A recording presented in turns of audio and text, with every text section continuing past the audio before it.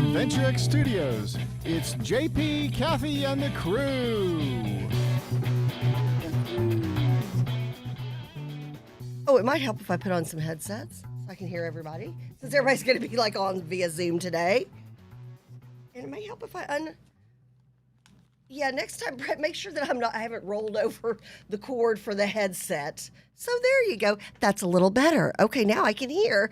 Good morning to you, the crew. JP, Kathy, and the crew coming live to you from Venture X Studios here in Frisco, Texas. Let us know if you want to come out and take a tour, check out the facility, look at the podcast room if you're interested in the podcast. We're getting ready to take on a couple of new clients, so we are looking forward to you being one of those. Super excited this morning to have with us. Oh, and first of all, we are going to be paying tribute at 8:30. Coach Quigley is going to come on with us. We're going to be paying tribute to Charlie Watts, who passed away at the age of 80, the great, incredible, talented, amazing drummer of the Rolling Stones. So we love music on here on JP, Kathy, and the crew, and we like to celebrate the lives of those who for just decades and decades consistently bring us just some of the best music ever. Speaking of good stuff, bum. Okay. That fell short. We've got Dr. God, I've never heard that before. For 42 years next month, I'll be married. Never heard that before. So we've got Ask Dr. Be Good from Dr. Rebecca Good from the Ask Dr. Be Good show. And they're just, it's so crazy. You know, your show has evolved into literally being it was an advocacy show. How do you advocate for yourself, for your students, if you're a teacher, if you're an administrator, all these great things. And, a large part of that based on curriculum and on legislation around the state and around the country. And COVID gets thrown in your lap more than did you know that you would become the COVID education expert? Yeah, matter of fact, it's somebody who understands public education is quite in demand. I'll be on Fox News Radio tomorrow from 6 a.m. to 10 a.m. Excellent. Sort of answering questions about the craziness. We have school districts across the country who can't start because they don't have enough bus drivers. That's like in Pennsylvania. We have parents who are being paid by the school district to bring their own kids to school because they just don't have enough drivers. There's just pandemonium everywhere. We just don't seem to be able to conquer the newness that the pandemic has required from us as school districts, as parents, as educators, and we are in year 3. It has only been 18 months, but we are in year 3 as far as school year being impacted by COVID. And, it's just, we just haven't been able to wrap our brains around every piece of it because public education is like an octopus. We just didn't know it. The pandemic woke it up, right? And so you've got the leg of instruction. You've got the leg of teachers. You have the leg now of the bus drivers that are being impacted. There's so many pieces of this, the virtual infrastructure, down in Austin. And thank goodness for special sessions, folks, because if it weren't for the special sessions, we would not be trying to pass a virtual school bill, although we're confused. Many people think, oh, good, the schools are having COVID issues, and so we get to have school at home, and that's virtual school. Well, that's not what this bill is saying. The bill that is being passed is allowing virtual school, but for only 10% of the district's population. So that's really a different spin on virtual school. It's having virtual school permanently, well, at least till 2023, for up to 10% of your population. But you have schools right now that have more than 10% with COVID and are closed down. Kemp announced that yesterday, that they're having to close down because of COVID. Who was that? Who was the other one? What was that? Which school district was it? Kemp. Oh, gotcha. Okay. And then Leander was supposed to, but didn't. Leander has more than 10%, has been advised by the CDC to close, and they're not closing. So I mean, it's just, it's interesting. So you mentioned about the bus drivers. Okay, while and I love your Ask Dr. Be Good coffee mug, by the way. That's so great. I meant to tell you that the other day on the show. So you look at bus drivers, and sadly, I can honestly say I didn't. Well, first of all, I didn't think about that, but sadly, it does not surprise me. One thing, Dr. Good, again, so these are people who are exposed to a massive amount of kids getting on and off the bus every day. You're in, and having spent half my day in a bus, the afternoons, largely when I was a special ed teacher, going to and from job sites with my special needs kids back when I was at Plano East Senior High. I remember on that bus, there is no air circulating. It was hotter than Hades. It was just ridiculous. So I can see where, for one thing, you've got bus drivers, they're concerned about their health. Again, lots of exposure. And if they've got an underlying or, a coexisting condition or whatever, if they've got a compromised immune system by any means. And then also, it's like everywhere else, Dr. Good, and we've talked about this. I think I've heard you talk about this on your show. I know we've talked about it on our show, and that is help wanted signs everywhere and nobody to fill them. Went to a restaurant the other day, and they were at 25-30% capacity, and and it was in McKinney, and we thought, oh, did something change? And they're like, no, we just don't have enough waiters to staff a full restaurant. Yeah. The right now, bus driver types are able to still make more money by the government than by driving a bus. And so that has caused all sorts of problems. And also the pandemic is still impacting the bus because they used to put 3 kids to a seat. Now they put 2 because of social distancing, which requires more buses. They don't have more buses. Some districts are going on shifts. It's a mess. And, when I look at Carter's hair, it reminds me of public education right now. Can we see Carter's hair now? I love it. It's just a big old mess, and it really is. There's still. Carter says, "Give me my CDL. I'm ready." Yeah, to go. Carter's like, what's wrong with my hair? I work hard to get this strategically messy look. His hair, it just grows naturally up the middle like a mohawk, and then it goes wild. This is the wild I woke up hair look. I want to dress him as a troll doll for this Halloween. God bless you. Bless you. Yeah. He says this whole COVID mess, he said these politicians need out of business. Well, leave us kids in charge. We'll fix it all. You know what he's saying? Please, for the love of God, get everything fixed out by the time I'm in kindergarten. That's a good one. Right. That's a good one, Kathy. Yeah. Oh. So, really, all I have on, it seems like all I do is come on and bring you new nuances of how we still are in a pandemic year. And with schools having to close or classrooms being sent home to do virtual, things are actually reverting back to how last year was, and we weren't supposed to have that. We were supposed to be back in school. We got this.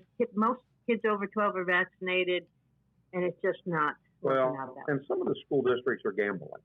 They're hoping that by semester's end, we'll have this thing whooped, and they're opening virtual school at their expense. Some schools are spending upwards of $30 million to be able to provide that for K through 6, because those are the kids that can't get vaccinated. And so it's very interesting. And then Plano, of course, is doing the parent-led virtual, where it is not teacher-led. And so that's also very interesting as well. So that will be interesting. Now, Dr. Hinojosa said that if he offers virtual school for 9,000 students, and remember they have about 143,000, it will cost him $100 million. That's mind-boggling. Yeah, the math is there. I mean, when you start multiplying the minutes per day times what those students would have normally been paid, or what the school would have been paid for those students to be in their chairs, that's what it comes out to. That's the math. And they still don't want teachers doing both. And so it's finding enough staff to either do virtual or face-to-face. We still are in a mess that it's not going to be easily fixed. Right. Well, Right. And so, and I had a quick comment, and Dr. Good, this may be something that you can kind of answer over the next few weeks. A number of parents who are extremely upset with the ISDs. And you coming from the charter school world, that was your latest leadership position as superintendent for Legacy Charter. I've had a number of people reach out to me and say, hey, tell me more about this charter school thing. I know you're real big on that. Tell me more about that. And I've read some articles here, there, and yonder where we've got parents who are looking at charter school because they feel like they've got more parental rights, parental controls, more input with charter schools. Are you hearing or seeing anything like that out there? Well, charter schools are able to be a little bit more nimble for several reasons. One is they tend to be smaller. Most charters are, when I say smaller, they may be a district, but even Legacy, which is considered a medium-sized district, has about 1,500 students within the two locations. Whereas some of the mega ISDs around here, we're talking 50,000 plus students. And so when you have smaller districts, the bureaucracy tends to be less. The ability to be heard as a parent is much higher. And we do work harder. The charters work harder to retain families because we understand that if a child walks out the door, that sort of tuition, even though it's free to the parent, the state pays for every butt in seat. Right. And so, we work really hard at trying to make sure that we have heard the parent, understood the issue, and then in most cases rectified the issue to the parent's satisfaction. One of the things that, and I'll use Legacy as an example, but it's what we see across the really across the state in the charters, is that because we tend to use social justice in our disciplining, and I hate the word discipline, I really do, but in our trying to understand what caused the behavior, it has really, really made a difference with kids and families. When you have charter schools who are using social justice to get to the root of the problem, much like the truancy, I would say, this is sort of an interesting transition, John, much like we do in our tribunals, where we try to get to the root of the issue of what's causing the child to be not coming to school. The social justice practices that charters use to understand the behavior that a child is bringing to the classroom normally solves the behavior, because normally it's a social emotional issue that can be solved. And so charters are very good at that. They're very good at working with kids of color, kids from low socioeconomic environments. And the data are showing that we actually get higher STAR results from those populations than the ISDs. Well, and my concern with everybody thank God virtual is back, is the fact that test scores were not where they need to be. Students are not learning in a virtual world.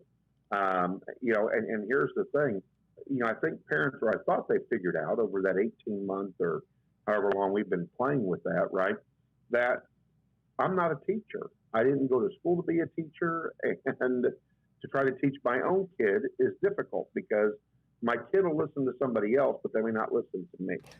Wait, what is this you speak of? Says the woman with a 17-year-old and a 21-year-old. Wait, kids? Yeah, it's funny how JP, my kids grew up, and this, Dr. Good, grew up, I mean, we all campaigned together, partied together, hung out together. Heck, Emily was a flower girl for JP's wedding. And I tell you what, they could go and volunteer at one of JP's programs. Emily was a volunteer for Students on Service. CJ volunteered at the food bank. And they would come home, and things I had said for years that just fell on deaf ears. They'd come home and be like, well, Mom, JP says blah, blah, blah, blah, blah. And I'm like, oh, really? In my highest, most piercing voice. Okay. And then they're like, I think that's really good advice. I'm like, okay.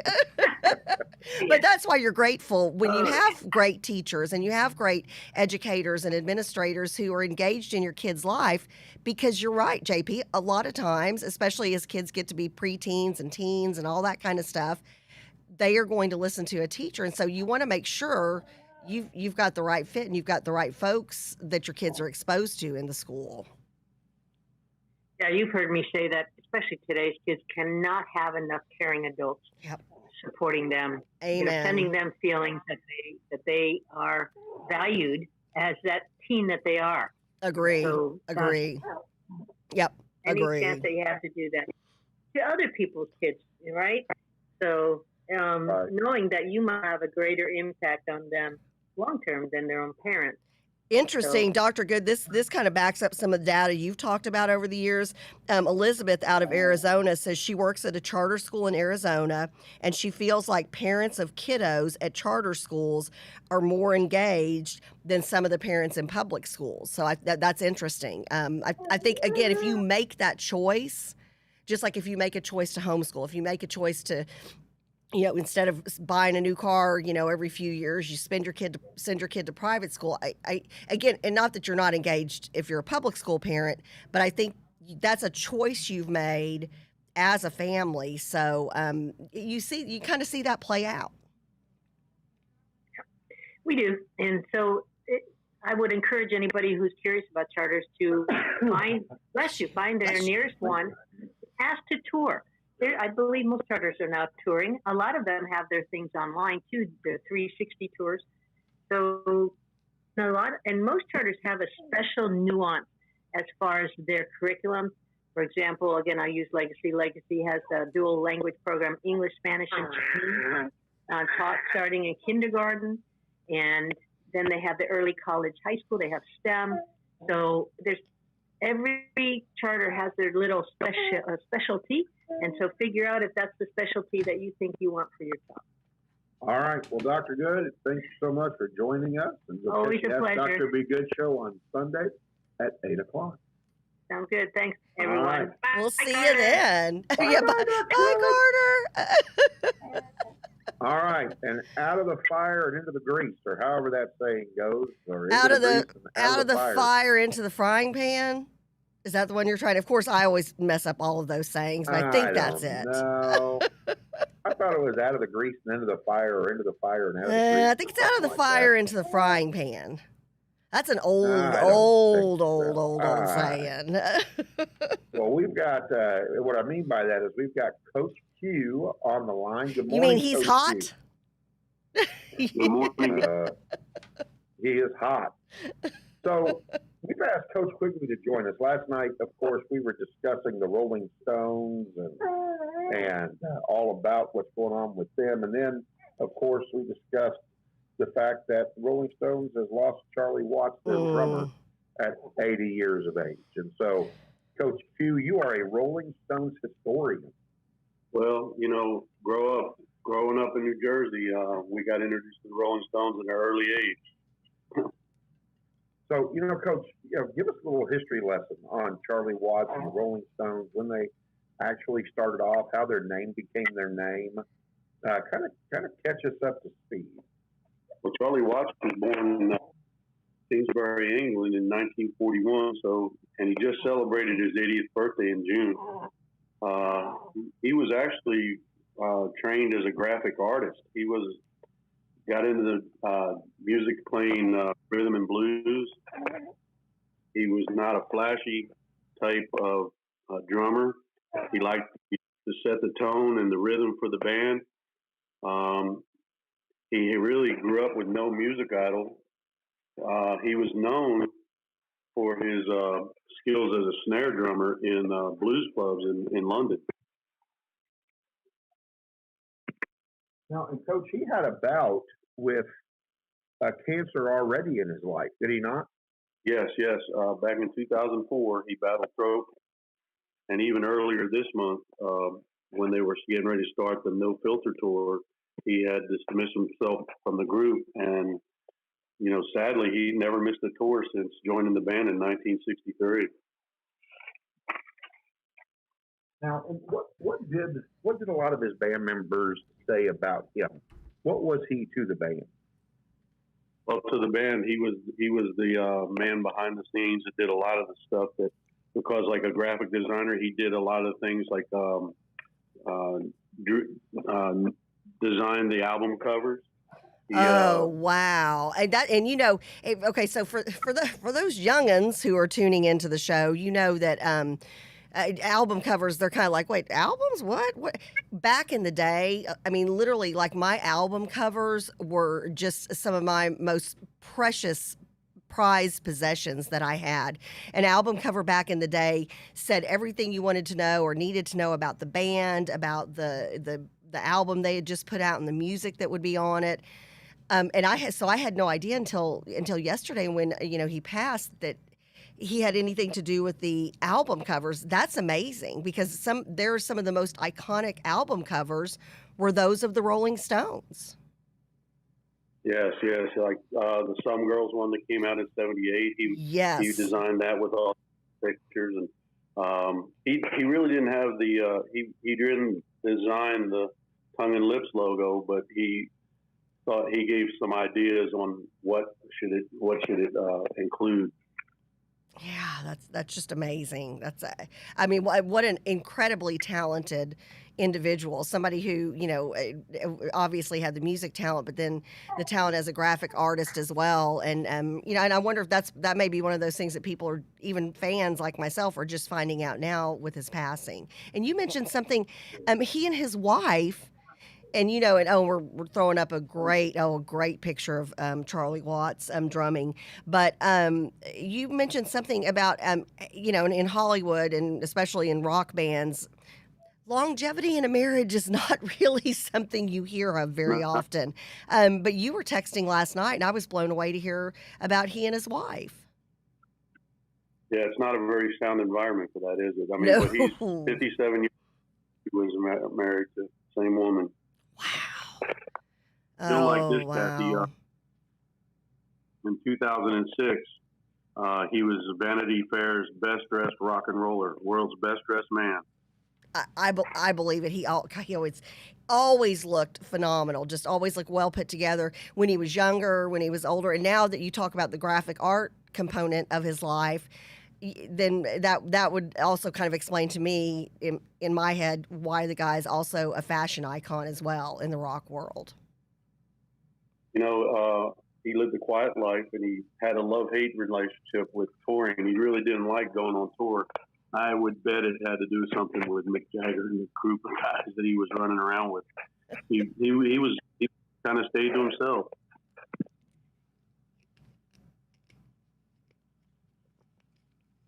So, Coach, he was kind of considered the anchor of the Rolling Stones, right? Yes, he sure was. And I watched an interview this morning, and he said how he was there to set the rhythm and the tone for the band and let them do their thing. So maybe that's his role was, and they didn't start out singing their own music. They followed the lead of like Muddy Waters and Bo Diddley and stuff like that. They played stuff that was cool for the teenagers here in London. But then when they started writing a lot of their own songs and stuff, he had a big influence on that.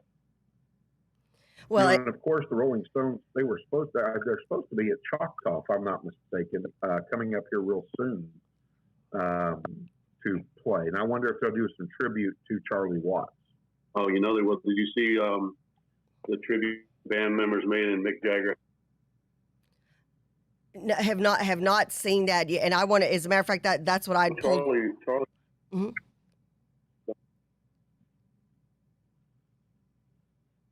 I thought it was ironic because he just didn't play with the Rolling Stones. He had his own band going too, where he had his own orchestra at one time. He had his own quintet. He had a boogie woogie band and he had a big band era band.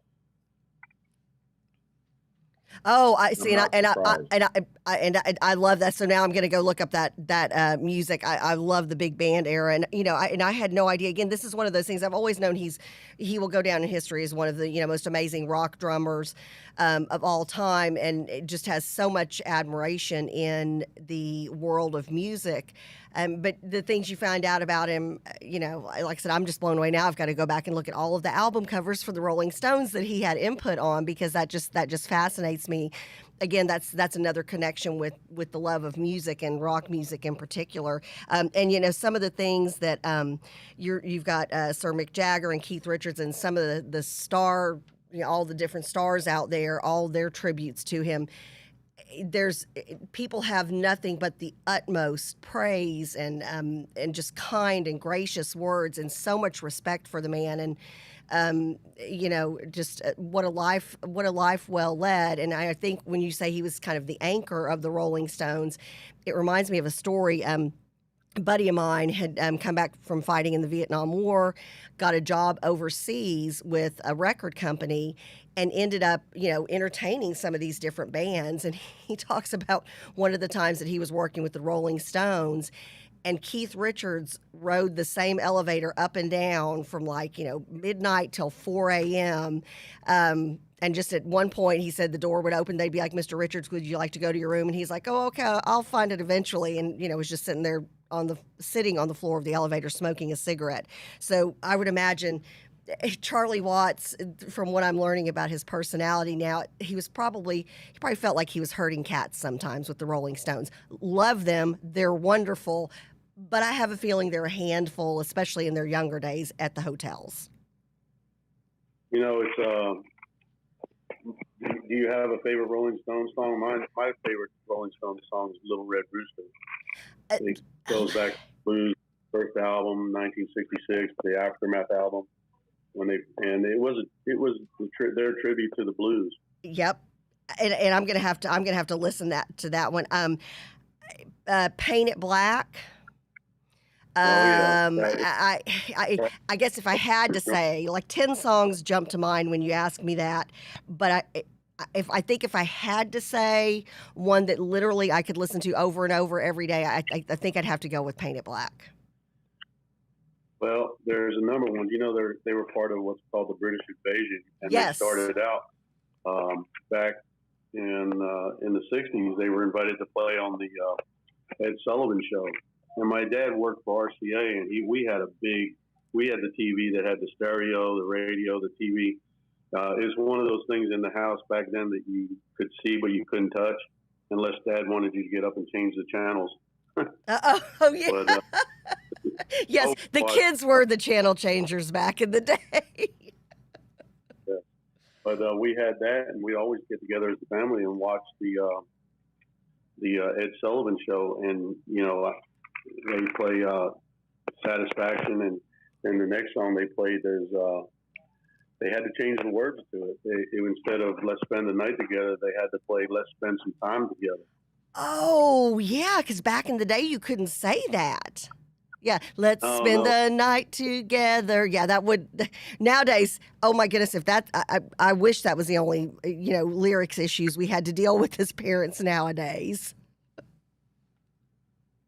And then when I was in elementary school, I had a big sister, and she's down visiting now. You remember last year that when y'all helped us with helping them with their house that burned down, and everybody started donating. Well, she's yes. down visiting now, so we're talking about this. And they, 1971, I was in 6th grade, and she was in high school, and she got this Hot Rocks album, and Hot Rocks was the thing, and it sold 60 million copies. Wow! I had it in album form, and then I had it in 8-track, and then I had it in cassette, and now I have them in CDs. Oh wow, yeah, it's just and then another one of my favorite when you and me and JP were all texting about Charlie yesterday. Tell them about what your daughter sent you. What my daughter sent me? What was it? Well, the text she sent you, your daughter, otherwise known as Piper's mom, about her first band to see. Oh yeah. Okay, so we had a concert tickets, my wife and I, to go see the Stones on their Licks tour in 2004, and they were coming to Dallas. And the schedule was for a Wednesday night. Well, on Tuesday night, I was coaching at Bryan Adams, and on that Tuesday morning, we had that freeze in Dallas, and everything was frozen, the roads were frozen, so they canceled the concert and moved the concert to Wednesday. They also moved my basketball game from Tuesday to Wednesday, so I couldn't go. So my wife took my daughter to the concert, and that was her first ever concert, was the Rolling Stones. I just love that. I love that. I mean, and what a great memory, and again, just so iconic. And so do they get a replacement drummer? I mean, the Rolling Stones are still going strong. Their fan base is still humongous. Obviously, there were concerts that we missed of theirs during the pandemic. What do you think happens? Well, they're set to start the tour in the United States, and I'm sure when he announced that he couldn't make the tour, that they were already making plans to find a drummer. In fact, last time we saw the Rolling Stones was down here in Houston. In the same year, we got to see U2 and the Rolling Stones. And the Stones actually had two drummers on stage at certain times. I mean, you have to imagine that those guys are getting to the age where it's a little bit tough to make it through a concert. Oh, yeah. Me being in the audience, I was with Stacy Weaver, a friend of mine, at the Maroon 5 concert last week. And, the next day I wake up, of course, my throat's sore because, I feel like I have to sing along with the band so they remember the words to the songs. Okay, that's a joke. But like my legs are sore from standing up the whole concert and dancing. I can't even imagine what it's like to be on stage when you're in your 50s, 60s, 70s, and then for some of these guys, 80s. Could you imagine the training Mick Jagger did? They said he trains 2 every other day. You would have to.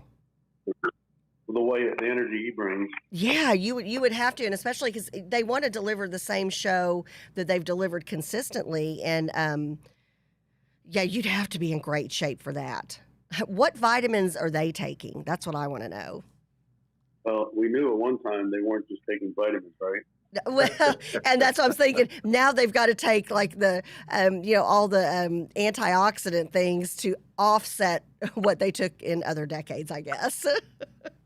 Not at least a non-illicit kind, anyway.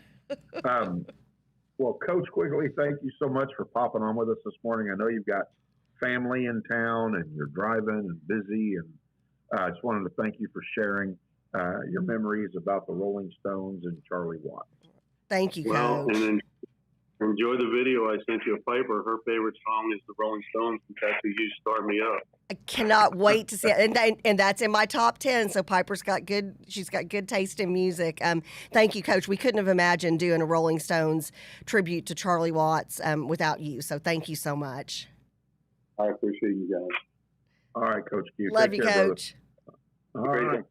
Well, I'll tell you what. We need a drummer in the government right now, because clearly there is no rhythm between the White House, the Pentagon, and clearly the vice president. And I'm going to start on the vice president. We were celebrating the life of a good man, and now you're just you brought me from a high where we're paying respect where respect is due, and now it's like a big old record scratch. Well, this stuff, you can't make this stuff up. And I thought you were. One of the things you told me last night, I thought you were making it up. I had you on speakerphone, and Michael goes, he's nodding his head, and he goes, John's right. He goes, I heard that. And I'm like, oh, okay. I thought you were punking me. Yeah, no, not punking you. This is craziness. And I'll tell you what it leads to. It leads to the fact that this country is probably facing a democratic shutdown if we are not careful. And what do I mean by that? This is what I mean by that. The vice president has given you advice for Christmas. You better get your Christmas presents now, because the supply chain could really, really take a hit before Christmas. And what is this you speak of? Yeah, hint, hint, nod, nod, nudge, nudge. Yeah, so the vice president's advice is buy your Christmas presents now, because otherwise you may not get them by Christmas. and the supply chain. So how do you like that? Well, That's good advice right now. Here's the thing. This election, the results, I'll say it, the results, you know, it's so many. I have so many friends. You do too. Both of us. We've got mutual friends who were just extremely devastated. Not that we weren't upset about what happened with the results and how the election, the votes, counting, all that stuff was handled. But you and I had this conversation. We talked about it on the air because people were like, Kathy, how are you not just beyond devastated? How are you not all over social media being angry or whatever? And I said, you know, for one thing, God's got a plan, period, end of sentence. In addition, I thought, okay, you know, he's going to be in. My prediction was he'd be in. There would be inflation. You know, there'd be several different things. Oil and gas would be upset.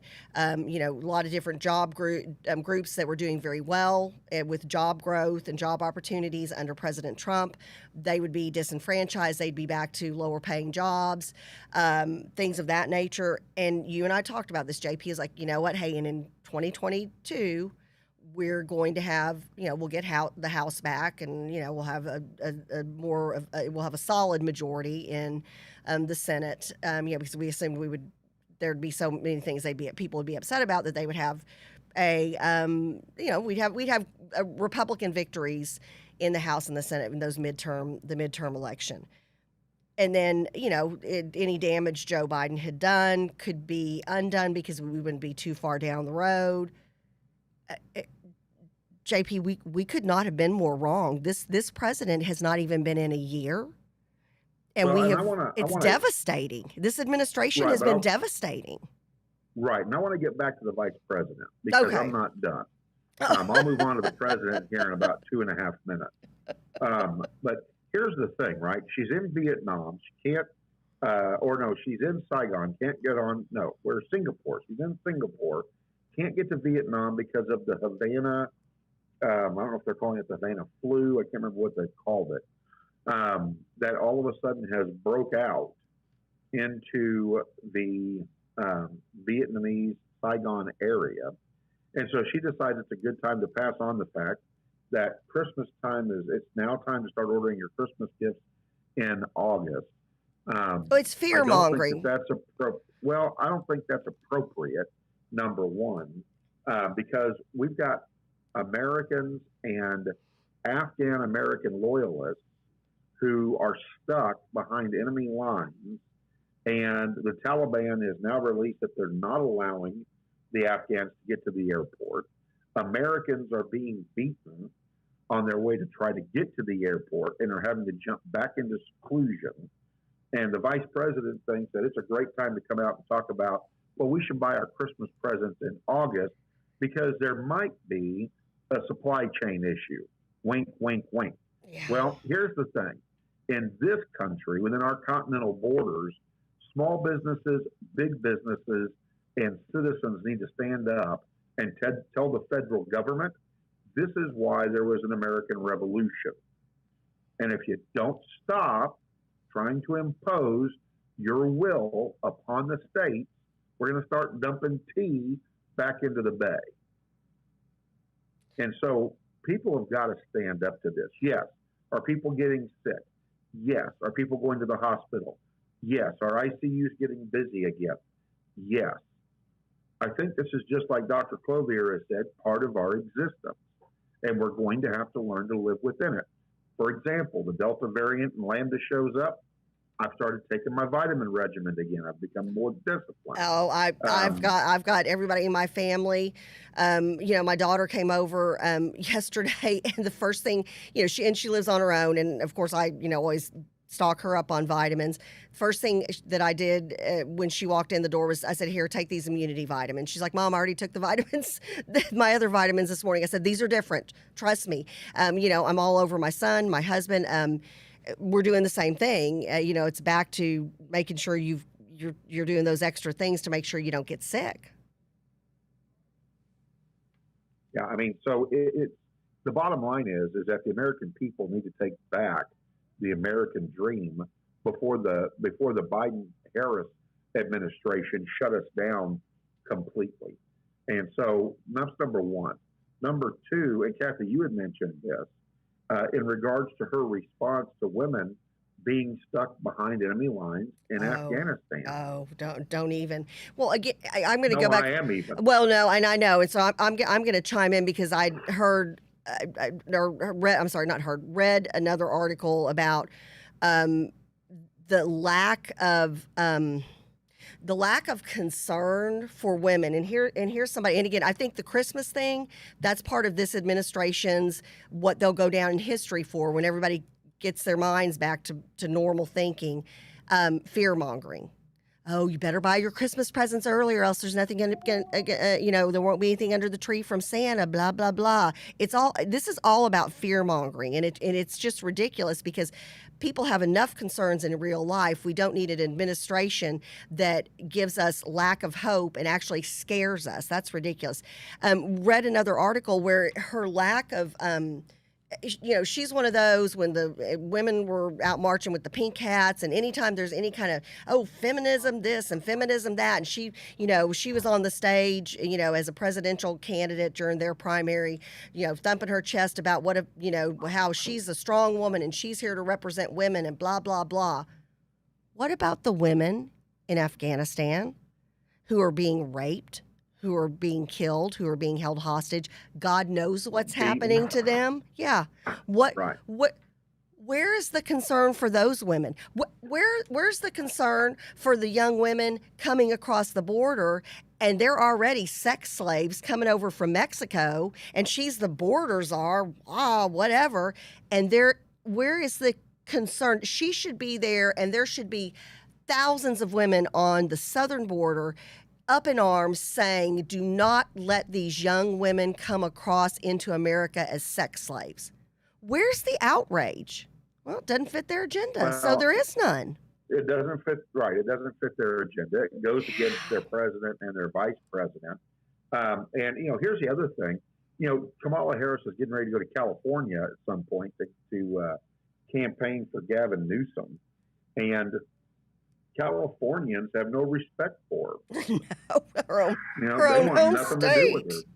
Well, she didn't. Right. I mean, didn't she? I mean, and here's the thing. Everybody's like, well, and some of the people are like, well, she's already showing, and this makes me crazy, and I can't even read through a full article like this. This just shows our vice president how she will be able to be very even-handed when she is the next president. Let me tell you something. I think she is, and let the record show, I'm going to eat my words. I think she is less. I always thought Hillary Clinton, that there would be no woman in politics less likable than Hillary Clinton. I think you have found that woman. And I am saying that since 1991, I've been saying Hillary Clinton is not the most unlikable woman in politics. I think it's now Vice President Harris. I think Kamala Harris just is not likable. I think her inappropriate laughing the other day at this interview when somebody wanted to talk about Afghanistan and the women over there, she goes, let's, and I want to find that video clip because I want to show that on the show. She says, and she goes, we'll get to, we're going to talk about it. It's not funny. Americans, we're nothing humorous at all. No, nothing. Oh. Yeah, nothing humorous at all. And talking about not humorous. So the other day, one of the chosen reporters, because you understand that Joe Biden doesn't allow the press corps to be the press corps. Yes, Carter is in the house, Michelle. He is talking and having fun down there. He's having a good day. He is. He's down there. He's watching Coco Melon. He's smiling and playing. But here's the thing. We've only got 5 minutes left, and the transition is this. Is that why on earth is it okay for Jen, whatever her name is, Psaki or whatever, why is it okay for her to say that the Americans that are over there have not been stranded? And how dare the reporter use that rhetoric? And it's like, are you serious, lady? We did strand them. The definition of stranding, we got on planes and we took off and we didn't take them with us. We stranded them behind in Afghanistan. And talk about irresponsible rhetoric coming out of the White House. First of all, if any Boy, American howdy. has a half a brain, then they are absolutely looking at that going, we're not stupid. Right. Yeah, you did strand them. How dare you insult our intelligence? Then my second issue is, what in the hell is Joe Biden thinking? We're sticking to our August 31st deadline. What do you mean you're sticking to your August 31st deadline? Hey, idiot, go get our people out of Afghanistan in a freaking war zone, man. These people are stuck because the Taliban won't let them get to the airport, and you're saying we're sticking to an August 31st. There is no deadline. The deadline is until we get every American and every Afghan-American loyalist out of that country. Are you kidding me? Yeah. And if the Taliban aren't going to allow the Americans to come to the airport and the Afghan-American loyalists come to the airport, that's a declaration of war. And we need to send in the troops and take care of this and get our people home. What in the hell is wrong with this president? Yeah. And well said. It's heartbreaking. Jerry Ashley on our feed said abandoned, forgotten. It's just there are no words. This will go down as the biggest smudge, the biggest I don't even know, a black mark. I don't even know what to refer to this as. The biggest tragedy that is laid at the feet of an American president. And and I don't get it. His party is always, we're all for the people and we want to help everybody and all this, and everybody wants to help everybody, but they don't want to help people when it doesn't fit their agenda. And to me, if somebody falls in the street and they need help, I'm not going to ask them, what are your political views? I'm a human being. If I'm a decent human being, I'm going to give a hand out to that person and help them up. So I don't. Well, again, hypocrisy is deafening. We have abandoned them. We have. If you are not at this point looking at the president and the administration and going, yes, they want to be a fascist communist regime, then you're an idiot. Yeah. And the bottom line on that is they are willing to set a deadline. And if not every American gets out, oh, well. No, not oh, well, dude. That's not the way this works. Yeah. Yep. There is no deadline. The deadline is till every American has gotten out. And I think it's interesting that you have veteran organizations that are putting together private rescue missions to go into Afghanistan and get people out. Oh, yeah. Just like the couple in Nebraska who got those students out from their school. Yep. I mean, are you kidding me? Has anybody gotten the 22 ministers and preachers out that were in hiding from the Taliban? And they're threatening. We've got friends of ours have been posting about people they know who are missionaries over there, and they said these people are living in fear. They are hiding, and they know that once they are found, if they can't get to safety first, once they are found, they are most likely beheaded. Right. How? And again, Congressman Taylor will be on with us again, 8:30 on Friday. But what he was saying last week when he was in studio with us was, hey, this didn't have to happen. Kevin McCarthy had a press conference yesterday with a number of folks who had served in Afghanistan, or some of the congressmen who were part of these briefings, and they're like, the information that is getting put out there, Biden says one thing to the American public, and then, boy, all the liberal media runs with it. Like, it's all fine. It's fine. It's just really a drop in the hat. It's not that many people when you think about it, when you think about how many people are actually in Afghanistan. Well, if they're my people, I care. And then, and then behind closed doors, the people who are the experts who should be making these decisions are saying, this is horrific. This is really bad, and we know it is.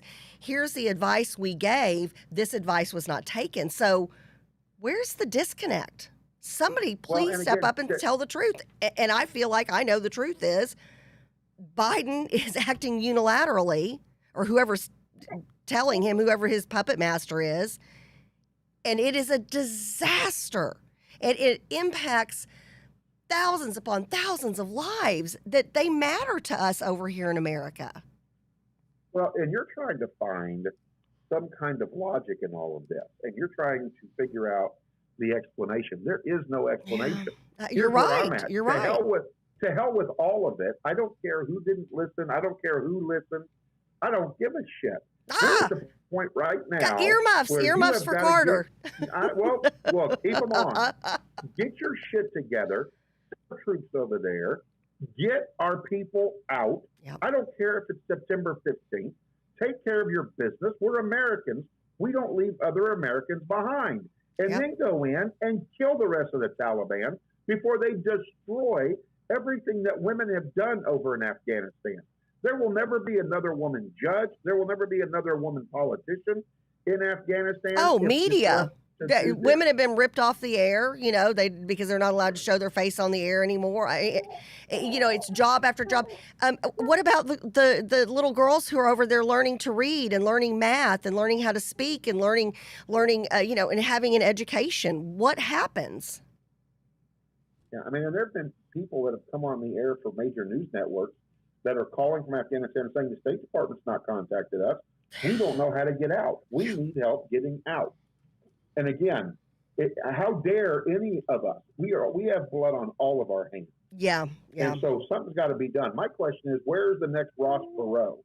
Tell me this is not just like the Carter administration, but 100 times worse. I was going to say, we need a Ross Perot to step up Yeah. and send in a private special ops group Amen. that's funded privately. Amen. And to do what Joe Biden is not capable It of doing. either doesn't have the guts, doesn't want to, or is unable to do. And any of those, to me, make him an unfit president. Yeah, you're right. And you said something, JP, and I know we're running out of time. That music's going to start, but we always spoke about it. And President Carter, one of the nicest men, just an incredible Christian man who is just such a humanitarian. Horrible president, horrible policies, disastrous. I remember being a kid. I just remember my parents having conversations. I remember waiting in line with my brother and I in the back seat of the station wagon on the days we could get gas. Just a disastrous presidency. And Joe Biden is making him look like, hey, come on back. Yeah, right. Re-elect Jimmy Carter. So, and you're right, Gail and Ann, the UK is done with us. Oh. I mean, and how on earth did we do that? We built that relationship forever. I'm like, are you kidding me? And he is literally he's undone so many good things. And like Congressman Taylor said last week, there are several things that all Joe Biden had to do was keep the status quo or listen to the experts and the people who already had plans in place. And this disaster could have been avoided. Many disasters could have been avoided. So we haven't even had a year. I can't even imagine what's coming next. And now as we look what's coming next is the music. Yeah, well, it's already on. And we're looking to 9/11 coming up, and I feel like, JP, we're sitting ducks. So we've got to, y'all join us. Pray for our country. Pray for our country. Pray for those in need over in Afghanistan. We need Jesus and prayers more than anything. Oh, we always pray for Carter. Aunt Kathy loves you. Mwah. Go read The Hungry Caterpillar. Thanks for coming on and talking. Yeah, thanks, Coach. Rest in peace, Charlie Watts. Love y'all. All right. God bless.